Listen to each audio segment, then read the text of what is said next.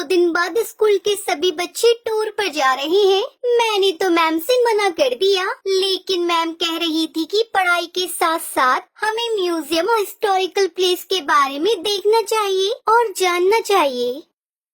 हाँ ठीक ही तो कह रही थी मैडम। अरे हमारी बिटिया किसी भी चीज में पीछे नहीं होनी चाहिए। तुम टूर पे जरूर जाओगी।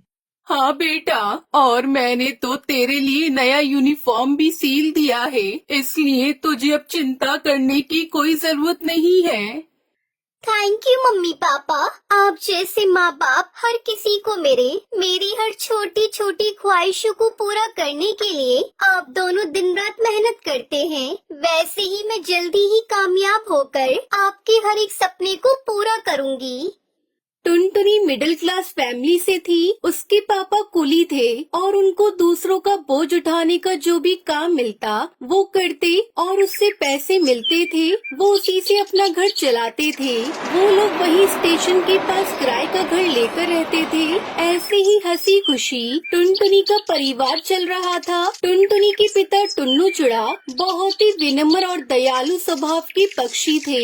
वो हमेशा दूसरों की मदद किया करते थे।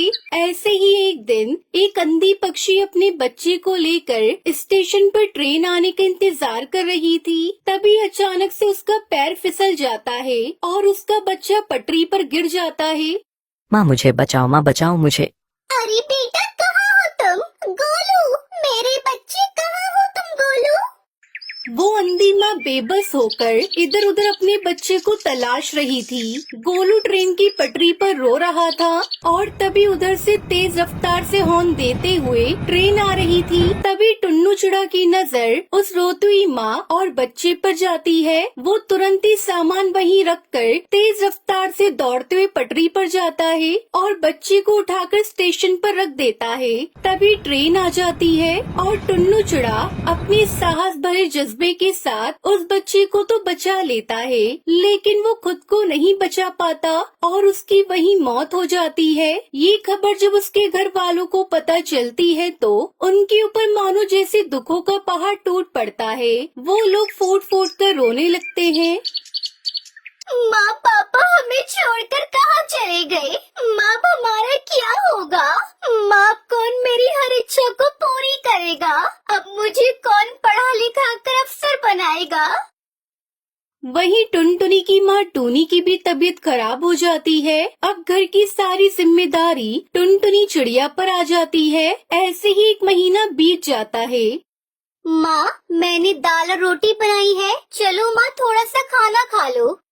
तुम खा लो बेटी, मुझे भूख नहीं है। माँ अगर आप नहीं खाओगी तो फिर मैं भी नहीं खाऊंगी। थोड़ा सा खा लो ना माँ। आपको इस तरह देखकर पापा को भी अच्छा नहीं लग रहा होगा। प्लीज माँ खा लो। उसके बाद टूनी चिड़िया थोड़ा खाना खाती है। इसी तरह समय बीत रहा था। इस बीच टुनटुनी का 10वीं का रिजल्ट आता है और वो अपने पूरे स्कूल में टॉप करती है। माँ आप तो खुश हो ना? काश आज पापा होते तो वो कितना खुश होते। पर देखना माँ, मैं जल्दी ही आगे की पढ़ाई पूरी करके अपने पापा का नाम रोशन करूँगी। टुनटुनी ये सब कह रही थी कि तभी वहाँ पर उसका मकान मालिक कड़कनाथ सेठ आ जाता है। देख टुनटुनी, अब तुम दोनों अपने रहने के लिए कोई दूसरा ठिकाना ढूंढ लो, क्योंकि यह घर मैंने किसी और को किराए पर दे दिया है। मालिक, घर देने से पहले एक बार आप हमसे पूछ तो लेते। यह मेरा घर है और इस घर में किसे रखना है यह मुझे तुमसे पूछने की जरूरत नहीं है। तुम्हारा पति एक अच्छा पक्षी था, इसलिए मैं अभी तक चुप था, लेकिन अब और नहीं। अब तुम दोनों माँ बेटी ये घर खाली कर दो। उसके बाद दोनों माँ बेटी रोते हुए घर से निकल जाती है। माँ अब हम कहाँ जाएंगे माँ?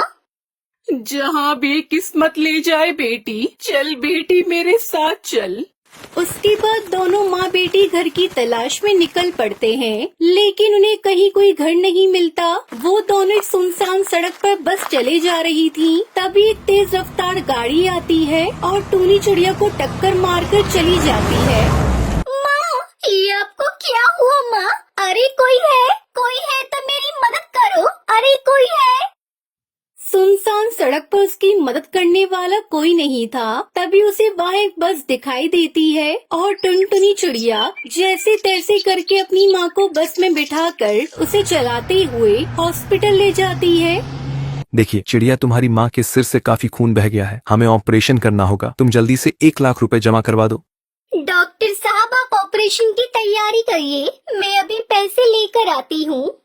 टुनटुनी उसी बस में बैठकर रो रही थी।